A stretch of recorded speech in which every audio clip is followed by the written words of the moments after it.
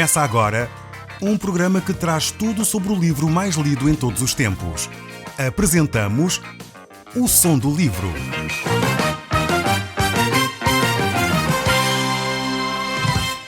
Seja muito bem-vindo. Neste podcast vai encontrar o livro mais conhecido e lido em todo o mundo.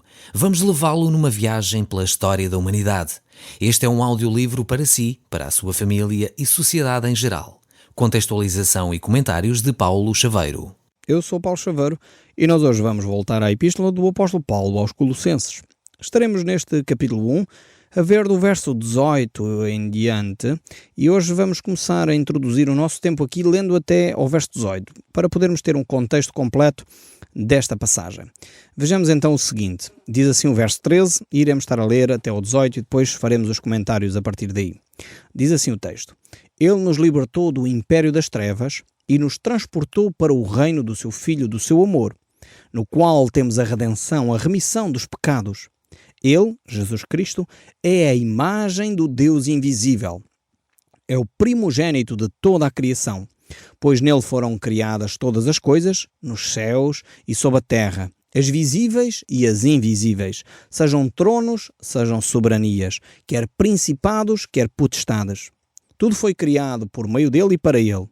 Ele é antes de todas as coisas. Nele tudo subsiste. Ele é o cabeça do corpo da igreja. Ele é o princípio, o primogênito de entre os mortos, para que em todas as coisas ter a primazia. Nós temos aqui, de facto, este texto extremamente rico acerca da pessoa de Jesus Cristo. É um texto que é uma referência básica para todos nós. Não podemos entender Cristo sem olhar para este texto. Infelizmente, alguns grupos religiosos tentam diminuir a pessoa de Jesus Cristo. Tentam dizer que Jesus Cristo é uma pessoa importante, mas não é Deus, efetivamente. Aliás, ele até se referiu ao Pai como não podia fazer nada sem que o Pai lhe ordenasse, então significa que Jesus Cristo é menos que Deus. Este texto põe essa ideia completamente de lado. E nós podemos ver isso não só por este texto, como por muitos outros textos que mostra claramente a divindade de Cristo. Aliás, uma característica importante para definir se um grupo religioso está ou não dentro da palavra de Deus é exatamente a forma como ele lida com a pessoa de Jesus Cristo. Se o grupo religioso onde você está ensina a Bíblia até, mas não tem a pessoa de Jesus Cristo como sendo a pessoa de Deus, isso é uma característica de que, de facto, esse grupo religioso não está a seguir os ensinos bíblicos. O barómetro, a forma de medir se um grupo religioso está a seguir ou não a Cristo, está a seguir ou não a verdade bíblica, é a forma como ele lida com a pessoa de Cristo. E o apóstolo Paulo tem necessidade de escrever isto aqui, definir quem Jesus Cristo é, no fundo, por causa daquele movimento gnóstico que nós já temos vindo a falar, que era extremamente forte naquela altura. Era um grupo que se infiltrava nas igrejas e tentava de alguma forma influenciar as comunidades cristãs da época, e a tática deles basicamente era esta: diminuir a pessoa de Jesus Cristo. Eles diziam que Jesus era um aion, o aion é um espírito, podemos dizer assim, que foi criado e como tal ele era menor do que Deus. Era um espírito importante, na hierarquia dos espíritos era um espírito importante, mas era um espírito menor que Deus. Não sei se você já ouviu isto, não é?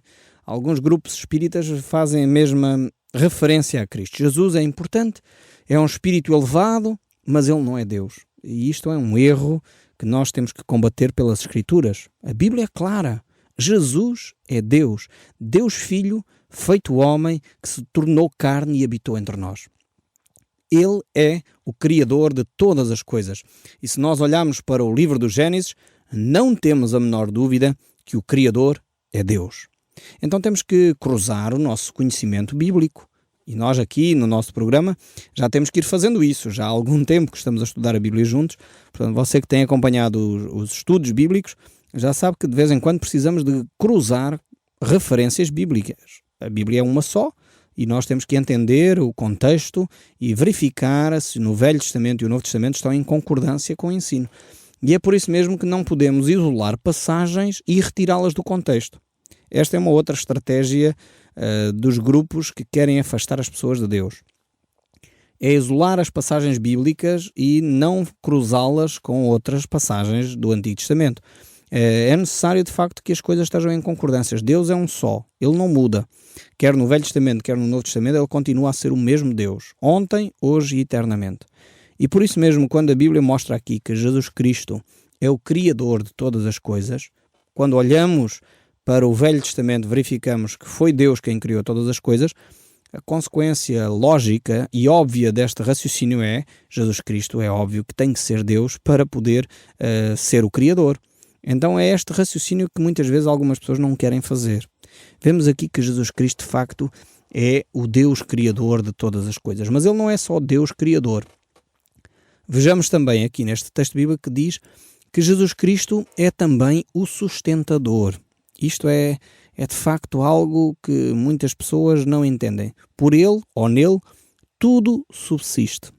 Ou seja, se não fosse a vontade de Deus, bastaria um estalar de dedos e o universo desapareceria. Literalmente, estou a falar literalmente.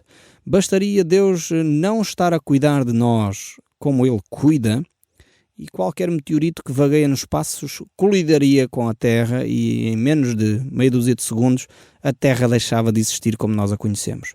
Bastaria o nosso planeta desviar-se 1 quilómetrozinho da sua rota perfeita em torno do Sol para que cada um de nós morresse carbonizado ou de frio, dependendo se o planeta Terra se aproximasse ou se afastasse da sua rota. Por isso, de facto, Cristo Jesus continua a cuidar de nós. É nele que tudo subsiste. A nossa vida, nós respiramos porque Ele cuida de nós. A nossa saúde, nós temos-la porque Ele cuida de nós. Por isso nós devemos estar gratos. Gratos a Deus por aquilo que Ele faz em nosso favor. Devemos estar gratos a Deus pelo seu cuidado para connosco. Porque o sol brilha lá fora. Porque a chuva cai. Porque há de facto flores no campo. Porque os pássaros cantam. É algo maravilhoso e é algo do cuidado de Deus. Eu creio que muitas pessoas estão em depressão. Talvez alguns dos ouvintes que me estão a escutar neste momento se sentem deprimidos. Estão talvez até a recorrer à medicação e provavelmente é importante, continuem a medicação que o vosso médico prescreveu, mas precisamos começar a apreciar as coisas belas da vida, a aprender a amar as coisas da natureza. Li um livro há pouco tempo que recomendo vivamente que o leiam, a Saga de um Pensador, e ele é um romance, e esse romance, a certa altura, a personagem principal dizia que amava abraçar as árvores. Precisamos de aprender a abraçar as árvores. E realmente eu acho que sim. Precisamos de olhar para a natureza, desfrutar daquilo que Deus criou, parar um pouco à beira-mar e aprender a redescobrir a beleza do pôr do sol, ter segundos para poder meditar, ter um tempo para parar e ver as ondas do mar, ter um tempo para estar sentado à lareira com a família. Nós corremos e nos cansamos dia e noite, nos afadigamos para quê? Precisamos de aprender que todas as coisas subsistem pelo poder de Cristo Jesus. E a nossa saúde é um bem que Deus nos dá. A palavra de Deus nos mostra claramente que Deus não faz apologia nenhuma à preguiça. A Bíblia não nos desafia à preguiça, mas também nos diz claramente que nós devemos aprender a descansar em Deus. Não é por muito correr que as coisas vão mudar. Nós temos de facto de depender de Deus. Se o Senhor não edifica a casa, diz o Salmo 121, se o Senhor não edifica a casa, em vão trabalham os que nela edificam. Se o Senhor não guarda a cidade, em vão vigia o sentinela. E é melhor, de facto, depender de Cristo do que andar a correr de um lado ao outro. Mas o texto bíblico continua. Ele diz também no verso 18 que Cristo Jesus, as coisas foram criadas por Ele para em todas as coisas ter a primazia, ou seja, para que em todas as coisas Ele seja honrado, para que em todas as coisas Ele seja a coisa principal a ser adorada. Aqui nós portugueses temos de aprender a mudar a nossa mentalidade. Eu tenho que fazer aqui um apelo, porque realmente às vezes nós adoramos tantas outras coisas e esquecemos-nos de dar a primazia a Cristo. Infelizmente até algumas igrejas que se dizem cristãs, a gente pergunta na rua às pessoas qual é a sua religião? Sou cristão. E depois perguntamos se de facto qual é o seu principal objeto de culto e vamos recolher de certeza uma variedade enorme de respostas. Há pessoas que são devotas ao Santo António, há pessoas que são devotas ao São João, há pessoas que são devotas a Fátima, há pessoas que são devotas a isto ou àquilo. quando na Bíblia vemos claramente, você sublinha na sua Bíblia, Colossenses 1, verso 18, para Cristo ter a primazia. Cristo tem de ser a pessoa central do cristianismo. E eu pergunto, que raio de cristianismo, desculpem-me a expressão, mas que raio de cristianismo temos nós, onde Cristo não tem a primazia? Precisamos de um cristianismo onde Cristo é o principal objeto da nossa adoração. Eu sei que há muitos grupos cristãos hoje que estão a voltar a Cristo. Há grupos que realmente começaram a compreender isto. Mesmo dentro das comunidades católicas, hoje verifica-se um tornar a comunidade cristocêntrica. E isto é fundamental. Precisamos voltar a Cristo. É vital nós voltarmos àquilo que é fundamental no cristianismo. O verso 19 ainda nos diz: porque aprova Deus que nele residisse toda a plenitude. Ou seja, Cristo Jesus, o Filho de Deus, realmente reuniu nele toda a plenitude da divindade, toda a santidade, todo o poder divino está em Cristo Jesus. Ele tem todas as características de Deus. Aliás, o livro de Filipenses nos diz exatamente isso, que ele, sendo Deus, subsistindo em forma de Deus, se esvaziou das suas capacidades, das suas prerrogativas para se tornar homem. E realmente isto foi o maior ato de amor que alguém alguma vez praticou.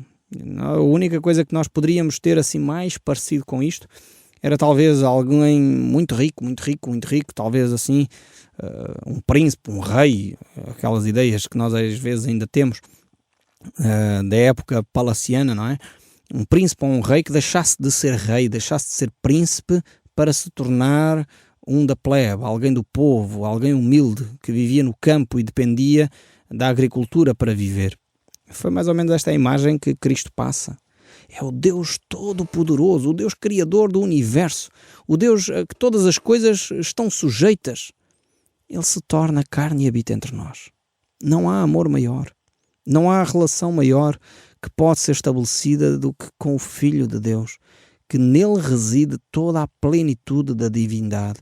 Ele é o Deus perfeito, feito homem, para habitar entre nós, para mostrar o seu amor. E o que é que nós homens fizemos? Crucificámo-lo. Nós homens, à resposta do amor de Deus, o crucificamos, batemos, espancamos. Se você ainda não percebeu bem o que é que nós, seres humanos, fizemos a Cristo Jesus, eu recomendava que você visse o filme A Paixão de Cristo. É um filme que descreve de uma forma realista aquilo que aconteceu a Jesus Cristo naqueles séculos, naquela época onde Cristo esteve entre nós. Aquele filme retrata de uma forma violenta, mas real, aquilo que a humanidade fez ao Filho de Deus. Então, vale a pena nós, de facto, tomarmos consciência das nossas ações e voltarmos para este Cristo, este Deus de amor que habitou entre nós e que realmente continua a querer se relacionar connosco. O verso 20 ainda diz: e que, havendo feito a paz pelo sangue de sua cruz, por meio dele reconciliou-se consigo mesmo todas as coisas, quer sobre a terra, quer nos céus. Aqui temos realmente um versículo que mostra a centralidade do ministério de Cristo. Ou seja, a ação de Jesus Cristo é fundamental para a nossa reconciliação com Deus. Isto mostra que, em primeiro lugar, nós não éramos amigos de Deus. Ou seja, nós não somos todos filhos de Deus. Porque alguns pensam, bem, todos nós nascemos filhos de Deus. Não. Aqui o que o texto está a dizer é precisamos de uma reconciliação com Deus. Ou seja, nós estamos como que de costas voltadas para Deus e só aceitando o sangue de Jesus Cristo para purificar o nosso pecado é que nós nos reconciliamos. É como se você estivesse zangado com o seu vizinho, ou com o seu marido, ou com a sua esposa, e chegasse alguém ao pé de si e dissesse: ok, aquilo, a ofensa que o seu marido, ou a sua esposa, ou o seu vizinho fez, eu resolvo. E eu pago essa dívida. Vamos supor que o seu vizinho lhe tinha roubado uma quantia em dinheiro muito significativa. E alguém desconhecido seu chegava lá e disse: eu reponho esse dinheiro e por isso você agora já se pode relacionar com o seu vizinho. Ele vai pedir perdão, ele vai se reconciliar consigo. E então essa pessoa dava-nos as condições para a reconciliação. Aqui, quem nos deu as condições para a reconciliação foi o sangue derramado de Jesus Cristo. Ele nos reconciliou com o Pai. Ele reconciliou a nossa vida com o Pai. É por isso que é tão fundamental nós entendermos esta relação de Jesus Cristo connosco. Foi o sangue de Jesus Cristo que foi o alto preço pago para que nós pudéssemos ter um relacionamento com Deus gratuito. É por graça que nós nos relacionamos com Cristo, mas o preço para essa graça foi o sangue de Jesus. Diz o texto bíblico, havendo feito a paz pelo sangue da sua cruz, por meio dele reconciliasse consigo mesmo todas as coisas, quer na terra, quer no céu. E o livro de Romanos, no capítulo 5, diz também, justificados, pois, mediante a fé, temos paz com Deus por meio do nosso Senhor Jesus Cristo. É por meio dele, não por meio de nós, não por meio dos nossos méritos ou das nossas capacidades, que nós temos reconciliação com Cristo. O verso 21 aqui do livro de Colossenses ainda nos diz, e a vós outros também que outrora erais estranhos, e agora veja aqui o que é que o texto bíblico diz, e inimigos no entendimento pelas nossas obras malignas.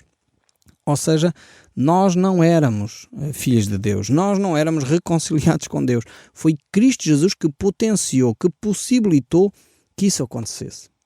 Nós éramos inimigos por natureza de Deus, por isso Ele nos reconciliou. E por isso o verso 22 ainda diz, agora, porém, vos reconciliou no corpo da sua carne, mediante a sua morte, para apresentar-vos perante Ele santos, inculpáveis e irrepreensíveis. Veja bem a transformação que há aqui. Não sei se você conseguiu apanhar esta mudança outra vez. Temos aqui alguém que está como inimigo de Deus. Alguém que está de costas voltadas para Deus. Veio o sangue de Jesus Cristo. Ele nos vira para Deus, faz-nos ficar face a face com Deus, reconciliados com Deus. E não só isso. Ele nos torna santos, inculpáveis e irrepreensíveis. Ou seja, por causa do sangue de Jesus Cristo, Deus já não nos vai repreender. Porquê? Porque derramou a sua repreensão em Cristo Jesus. Ou seja, a punição que você e eu precisávamos, Deus vai colocar em cima de Jesus Cristo. É por isso que os cristãos ficam tão gratos à pessoa de Jesus Cristo que não podem ter qualquer outro mediador, não podem ter qualquer outra pessoa a quem adorar. É impossível um cristão que percebe a obra de Cristo adorar ao apóstolo Pedro, por exemplo. Não foi Pedro quem morreu. É impossível um cristão que entenda a obra de Cristo adorar a Maria, porque não foi Maria que morreu na cruz. É impossível um cristão que entenda a obra de Cristo adorar a Paulo ou adorar a outro apóstolo qualquer. Não faz sentido. Porquê? Porque é Cristo Jesus que assumiu sobre si a nossa culpa. Foi Ele que foi punido em nosso lugar. Por isso nós hoje somos declarados, veja bem o que é que o texto bíblico diz, somos declarados santos, inculpáveis e irrepreensíveis. Grande transformação opera Cristo em nós. Não tem a ver com o seu mérito. Você não precisa ficar orgulhoso. Não tem a ver nada consigo. Nem tem a ver comigo. Tem a ver com Cristo Jesus. Foi Cristo Jesus que me transformou dessa forma. A única atitude que eu posso ter em mim próprio é de gratidão. Dizer, Senhor, eu não merecia ser chamado santo. Eu reconheço o meu pecado. Eu sei as minhas fraquezas. Eu sei que não sou digno do teu nome. Mas eu sei também, ó Deus, que tu olhas para mim como santo. E eu quero ser grato por isso e quero ser digno de ser chamado santo. Por isso eu vou procurar viver o melhor possível. Vou procurar ter as obras que sejam condignas do nome que tu me destes. Do nome de ser santo. Do nome de ser inculpável. Do nome de ser irrepreensível. Por causa de ti, ó Deus, eu quero viver dessa forma. Veja a mudança da mentalidade. Nós não precisamos de fazer boas obras para alcançar estes nomes. Nós alcançamos por causa de Cristo. E porque temos agora este nome, porque somos agora filhos de Deus, vamos viver de acordo com o nome que temos. Vamos viver agora de acordo com ser filhos de Deus. Vamos viver de uma forma santa, vamos viver de uma forma irrepreensível, vamos viver de uma forma que seja de facto digna do nome de Cristo. É por isso que o apóstolo Paulo diz para nós andarmos de forma digna da vocação a que fomos chamados. É fundamental nós entendermos isso, porque quando não entendemos, de facto vivemos de uma forma que não agrada à pessoa de Deus. E realmente o apóstolo Paulo é perito nos vários textos que ele escreve em nos levar a esta reflexão, à centralidade do Evangelho de Jesus Cristo, a não confundirmos a vida cristã com outra coisa qualquer, com gnosticismo, com bruxaria, com superstição. Não, ele traz-nos à reflexão e para o centro do cristianismo. Por isso ele diz em 2 Coríntios 5:21, aquele que não cometeu pecado Deus Pai o fez pecado por nós para que nele fôssemos feitos justiça de Deus. Ou seja, Deus Pai colocou em Deus Filho a punição que você e eu merecíamos. E o livro de Hebreus também descreve isto de uma outra forma, dizendo: quando, porém, veio Cristo como sumo sacerdote dos bens já realizados, mediante o maior e mais perfeito tabernáculo, não feito por mãos humanas, quer dizer, não desta criação, mas por meio do sangue, não de bezerros nem de bodes, mas pelo sangue de Jesus Cristo, entrou no lugar santo dos santos, uma vez por todas, tendo obtido eterna redenção. Portanto, se o sangue de bodes e de touros e a cinza de uma novilha espargida sobre os contaminados os santifica, quanto mais a purificação da carne, muito mais o sangue de Cristo, que pelo Espírito Eterno assim mesmo se ofereceu sem mácula, a Deus purificará a nossa consciência de obras mortas, para servirmos ao Deus vivo. Por isso mesmo ele é mediador de uma nova aliança, a fim de, intervindo a morte para a remissão das transgressões que havia sob a primeira aliança, recebam a promessa da eterna aliança aqueles que têm sido chamados. Veja bem esta descrição aqui do livro de Hebreus sobre a importância do sangue de Jesus Cristo. Foi ele que deu esta possibilidade de nós nos reconciliarmos com Deus. Voltando aqui ao livro de Colossenses, o verso 23 diz: se é que permaneceis na fé, alicerçados e firmados, não vos deixando afastar da esperança do Evangelho que ouvistes e que foi pregado a toda a criatura debaixo do céu, e do qual eu, Paulo, me tornei ministro. Paulo aqui mostra claramente o esforço que ele empreendia como filho de Deus, pelo facto de ter compreendido a sua fé cristã, de levar o Evangelho até aqueles que ainda não tinham tido essa oportunidade. Por isso mesmo, ele divulgou de todas as formas possíveis a palavra de Deus. Nós próprios também nos esforçamos dessa forma, por isso encontramos na rádio, na televisão, na imprensa, nas comunidades cristãs, nos pequenos grupos familiares, a possibilidade de divulgar a ética cristã, divulgar os princípios de vida cristã, divulgar uma nova possibilidade de encarar a vida, uma vida que vale a pena ser vivida, uma vida abundante que só Cristo pode dar. O Som do Livro, uma produção da Rádio Transmundial de Portugal.